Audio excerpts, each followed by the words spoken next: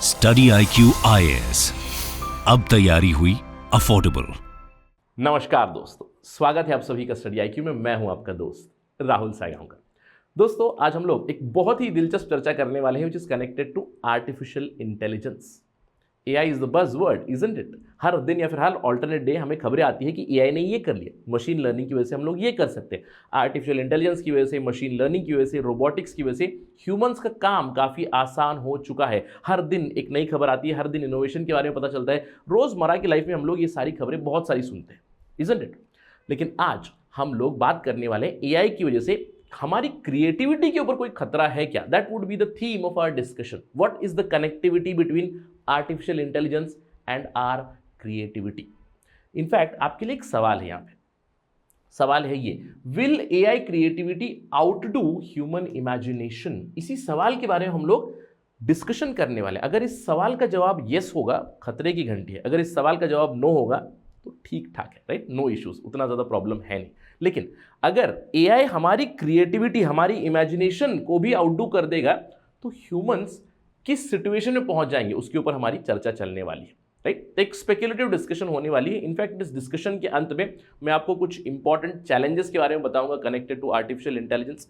मैं कहूँगा ये डिस्कशन आपके लिए बहुत ज़रूरी रहेगा UPSC सिविल सर्विसेज मेंस के दृष्टिकोण से। Science and technology, artificial intelligence. इस डिस्कशन के अंत में आपके लिए एक छोटा सा एसे का टॉपिक भी मैंने दिया हुआ है। Do attempt that particular essay, right? So ये रहेगा आज का हमारा agenda, AI and human creativity, that is the discussion, right? चलिए चर्चा की शुरुआत करते हैं। सबसे पहले जानते हैं AI के बारे में, आर्टिफिशियल इंटेलिजेंस के बारे में। देखिए, बज़ वर्ड है, हम लोग जानते हैं AI क्या है। AI मतलब अलग अलग थीम्स में धीरे धीरे डेवलपमेंट हो रही है कि मशीन को, रोबोट को या फिर किसी मशीन को ह्यूमन की चीज़ें सिखाना, यानी कि ह्यूमन इंटरेक्शन की चीज़ें, ह्यूमन रिएक्शन की। जैसे AI में there are different stages. First stage में हम लोग पहुंच चुके हैं मशीन लर्निंग में। मशीन लर्निंग के ऊपर काफ़ी सारे कोर्सेज आपने देखे होंगे कि मशीन को सिखाना है रिस्पॉन्स, और इस तरह की चीज़ें आ चुकी है। जैसे आपने देखा होगा नए नए चैटबॉट्स आ चुके हैं कि आप एक चीज़ पूछोगे वो रिस्पॉन्ड करेगा, जैसे कि सीरी हो गया, एलेक्सा हो गया, कॉर्टाना हो गया, राइट? मशीन लर्निंग की नेक्स्ट स्टेज है मशीन इंटेलिजेंस, यानी कि मशीन इंटेलिजेंट बन जाएगा। यहाँ पे बेसिकली फजी लॉजिक आ जाएगा उसको कि वो खुद एक डिसीजन भी ले सकता है। यहाँ पे आपको केवल स्टैंडर्ड रिस्पॉन्सेज मिलेंगे, लेकिन यहाँ पे उसकी इंटेलिजेंस बढ़ चुकी है। अब इसी AI में तीसरा स्टेज आपको आता है मशीन कॉन्शियसनेस, या फिर इसको मैं अलग टर्म अगर आपको दे दूँ, something called as deep learning, right? Isn't it? Deep learning. अब डीप लर्निंग का मतलब है इस मशीन में सोचने की ताकत आ गई। जैसे हम लोगों ने हाल ही में चर्चा भी की थी पहले, AI becoming sentient, AI gaining feelings, इस तरह की चीजें हम लोगों ने देखी हुई है, राइट? कि उस आर्टिफिशियल इंटेलिजेंस या फिर उस मशीन में कॉन्शियसनेस आ गई है, उसके अंदर वो इमेजिनेशन आ गई है, उसके अंदर ह्यूमंस की तरह सोचने की एबिलिटी आ चुकी है, right? That's the basic idea of artificial intelligence. और हर दिन, मैं कहूँगा हर दिन, हर साल, in the decades we are actually moving towards this, isn't it? हम लोग इस दिशा में चल रहे हैं। जैसे मशीन लर्निंग से मशीन इंटेलिजेंस से डीप लर्निंग या फिर मशीन कॉन्शियसनेस की तरफ हम लोग मूव हो रहे हैं। तो आज हम लोग चर्चा करने वाले हैं इस मशीन कॉन्शियसनेस की वजह से क्या हमारी क्रिएटिविटी के ऊपर कोई खतरा हो सकता है क्या? Let's try to understand what is the problem. जैसे हम लोगों ने पहले देखा हुआ है ये चीज़ है कि मशीन लर्निंग की वजह से, ऑटोमेशन की वजह से हमारी जॉब जाएगी, राइट? जैसे मैकिन्सी ने बताया है, ऑटोमेशन की वजह से, AI की वजह से 2030 तक 375 million jobs would be gone. अब किस तरह की जॉब जाएगी आप समझ लीजिए, कहीं पे ऑटोमेशन करिए, जैसे सॉफ्टवेयर टेस्टिंग कर रहे हो। अब सॉफ्टवेयर टेस्टर है, मैनुअल टेस्टर को हटा दिया, आपने ऑटोमेशन का सॉफ्टवेयर बना दिया, आपकी सॉफ्टवेयर टेस्टिंग हो जाएगी। या फिर किसी ऑटोमेशन असेंबली लाइन पे कोई इंसान है तो उसको आप हटा दोगे, उसकी जगह सब कुछ मशीन ही कर लेगा, AI ही कर लेगा, इस तरह की चीज़ें, राइट? यानी कि human jobs would be lost because of automation. ये हम लोगों ने देखा हुआ है। लेकिन आज हम लोग उससे भी हायर लेवल की बात करने वाले, जहां पे हम लोग डिस्कस करने वाले हैं पीपल लूजिंग क्रिएटिव जॉब। अब समझ लीजिए, मैं एक पेंटर हूं, ह्यूमंस आर क्रिएटिव पीपल, मैं एक पेंटर हूं, अब मैं पेंट करता हूं तो उसी पे मेरी लाइवलीहुड चल रही है। लेकिन अगर एक मशीन वो कर पाएगी और मुझसे बेहतर कर पाएगी तो भैया मेरा क्या होगा? Isn't it?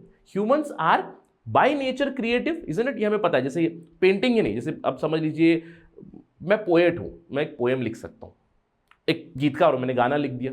मैं एक फिल्म का डायरेक्टर हूं, मैंने फिल्म डायरेक्ट कर दी, मैंने एक स्टोरी लिख दी, राइट? हमारे अंदर क्रिएटिविटी है, right? Humans in general R creative, लेकिन अगर मुझे उस क्रिएटिविटी में भी एक चैलेंज आ गया तो मेरा क्या होगा? That's the basic idea of our discussion today. और उसको समझने के लिए एक छोटी सी पिक्चर यहां पे दी गई। आई एम क्वाइट श्योर कि आप सभी इस पिक्चर को जानते हैं, right? This is Mona Lisa, magnum opus by Leonardo da Vinci. Leonardo da Vinci की ये पिक्चर है। इनफैक्ट अगर मैं आपको इस तरफ वाली पिक्चर नहीं दिखाता, ये दिखाता, तब भी आप कहते हैं ये मोनालिसा है ही, लेकिन this is the original Mona Lisa of da Vinci, right? अब ये डा विंची की ओरिजिनल क्रिएशन है। दूसरी तरफ ये है आर्टिफिशियल इंटेलिजेंस जनरेटेड मोनालिसा, और यहां पे इस एआई को इनपुट्स दिए गए थे कि आप जानते हैं कि Mona Lisa is the half figure, यहाँ पे हाफ ही यहाँ पे फिगर है, हाफ बॉडी है। तो इस एआई को इनपुट दिए गए थे कि भैया अगर मोनालिसा की फुल बॉडी ड्रॉ करनी होती तो आप क्या करते हैं? तो इस एआई ने ये किया। तो एक तरफ है da Vinci the painter, creative, imaginative, right? और दूसरी तरफ है डॉल ई, दी एआई जनरेटेड या फिर एआई सॉफ्टवेयर, एआई रोबो, जिसने ये पेंटिंग बताई कि अगर मोनालिसा फुल होती तो कुछ इस तरह की होती। Isn't it beautiful? Both are very beautiful, isn't it? In fact अगर आप एक पेंटिंग के कॉनोसोर नहीं हो तो मैं कहूँगा आपको इन दोनों में ज़्यादा अंतर भी नहीं दिख रहा होगा, नहीं? Isn't it? Yes, half figure, full figure, that's very fine. But इसके अलावा जो रियल पेंटर होगा या फिर पेंटिंग का जो एक्सपर्ट होगा उसे पता चलेगा कि भाई फेक है कि ओरिजिनल, ये पता होगा। लेकिन अगर एक एआई ने भी कुछ इसी तरह की इमेज बना दी, क्या होगा? Right? Think of it, isn't it? नहीं तो मैंने आपको बताया एक पेंटर है, जैसे मैं एक पेंटर हूँ और मैं स्केच करता हूँ। मैंने देखा, मैं एक मॉल के बाहर में बैठा हुआ हूँ और मैंने देखा कि मैं आपका इमीडिएट 5 मिनट में स्केच बना के दे सकता हूँ, पेंसिल वाला sketch, and I charge 500 rupees for that. तो मेरी रोजी रोटी उसी पे चल रही।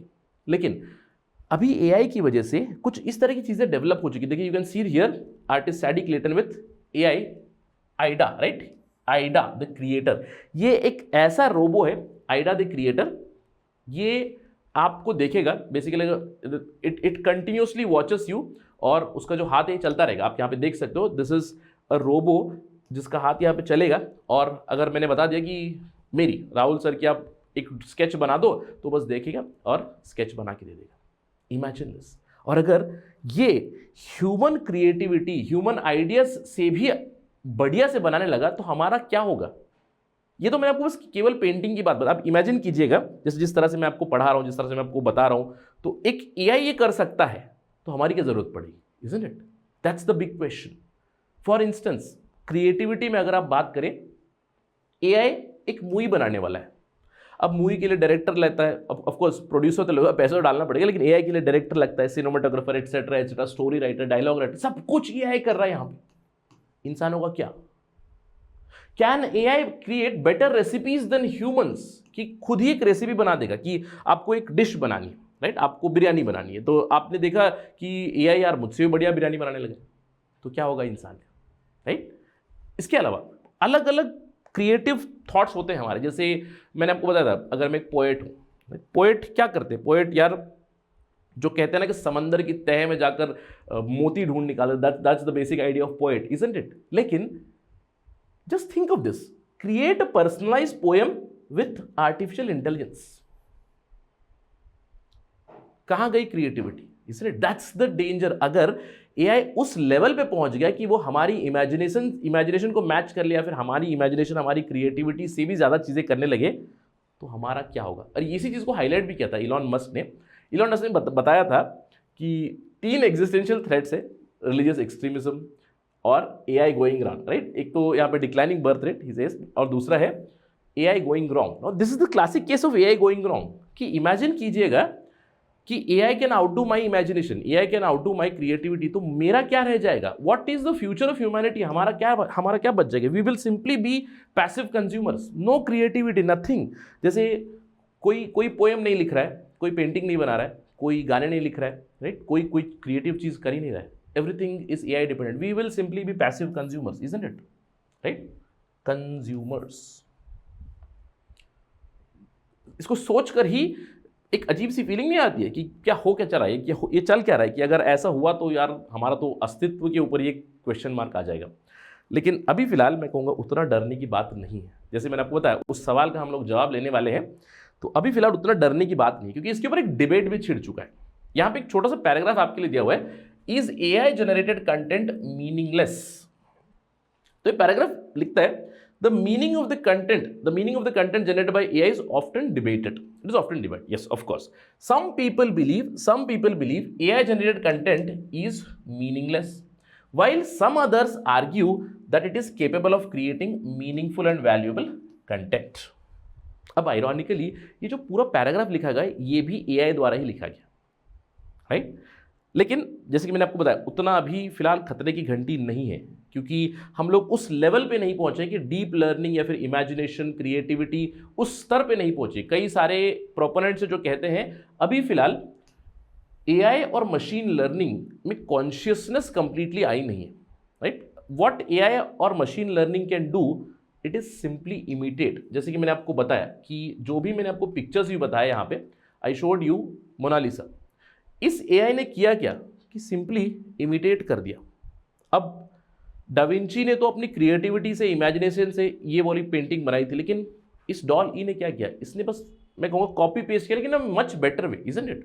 सो कॉपी पेस्ट या फिर इमिटेशन वाली वर्क होती है। यही कहते हैं अभी फिलहाल एक्सपर्ट्स कहते हैं that AI can at max do is something imitation, some sort of a copy, a better copy paste कर सकता है, क्योंकि एआई के अंदर वो थॉट्स ही नहीं है, वो कॉन्शियसनेस अभी फिलहाल अभी नहीं पहुंची। It is not able to outdo that at least now.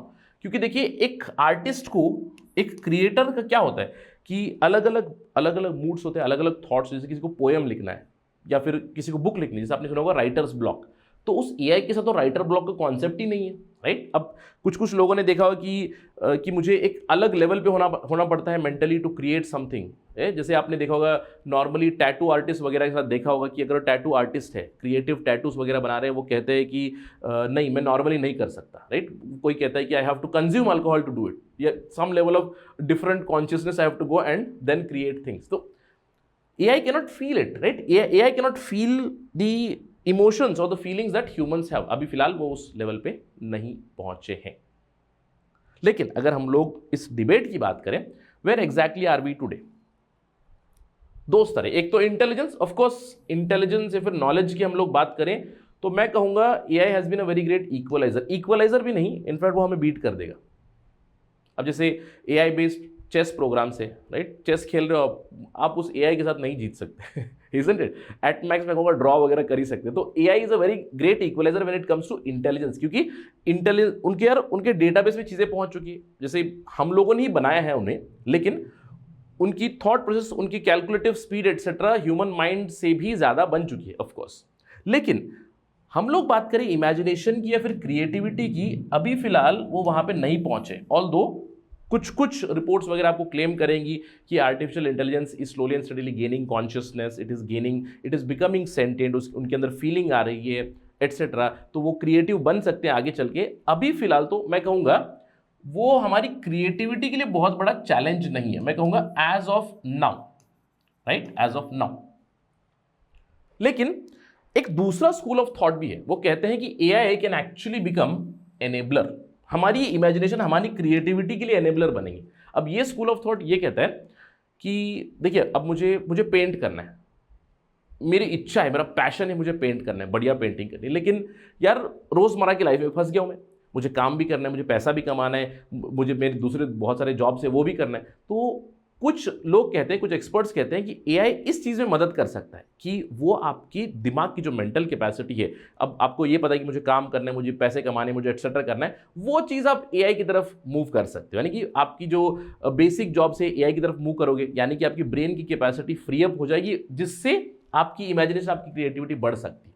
तो अभी फिलहाल कहते हैं कि AI can actually become enabler to human creativity, human imagination, but not for a very long time, isn't it? It can become a threat for sure. For अभी फिलहाल can AI outdo our imagination? As of now the situation is no. लेकिन इस चीज से जुड़े हुए issue जरूर आ सकते हैं कि हम लोग कहाँ पे लाइन ड्रॉ करें। सबसे बड़ा इशू आएगा पॉलिसी का। जैसे AI है कि AI अगर कॉन्शियस हो गया तो क्या वो ह्यूमंस के लिए खतरा बन सकता है? ऑफ कोर्स ह्यूमन जॉब्स तो जाने वाली है, हम लोगों ने देखा है, लेकिन क्या ह्यूमन क्रिएटिविटी के ऊपर भी खतरा पड़ेगा? इसीलिए पॉलिसी इश्यूज आएंगे। Where do we draw the line?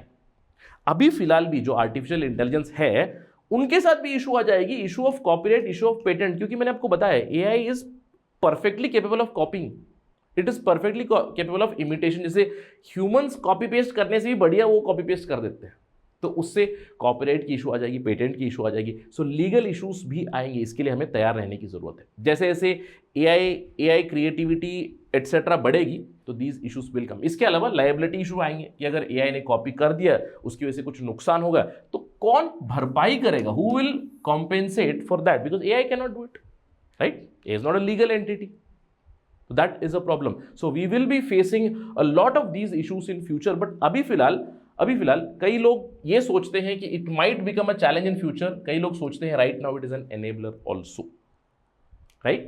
So that's the basic idea here. Can AI outdo our imagination? As of now, no, but in future, nobody knows it, right? That's the idea. In fact, एक छोटा सा आपके लिए सवाल है यहाँ पे, based on this imagination and intelligence and knowledge itself. Albert Einstein का एक बहुत ही इंपॉर्टेंट कोट था, imagination is more important than knowledge. In fact मैं इस नॉलेज को थोड़ा सा कट करके, let me just put here intelligence, okay, knowledge intelligence जो भी आप कर दें, imagination is more important than intelligence. अब इसी टर्म के ऊपर I want you to write essay, इसी स्टेटमेंट के ऊपर, imagination is more important than intelligence.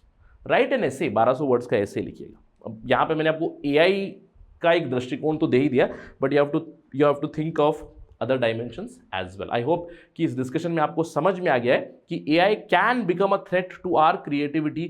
अगर वो हमारी इमेजिनेशन को आउटडू कर लेगा, वो हमारी क्रिएटिविटी को आउटडू कर लेगा, तो हमारा अस्तित्व ही एक प्रश्न चिन्ह बन जाएगा। So we have to be very careful about that. That's the basic idea and do attempt this particular essay, right? Imagination is more important than knowledge और imagination is more important than intelligence. इस quote को भी note कर सकते हो by Albert Einstein, right? That is it in this particular discussion. अगर कोई update आएगी, कोई खबर आएगी तो हम लोग फिर से डिस्कस करेंगे। एआई इज द बज टॉपिक हियर।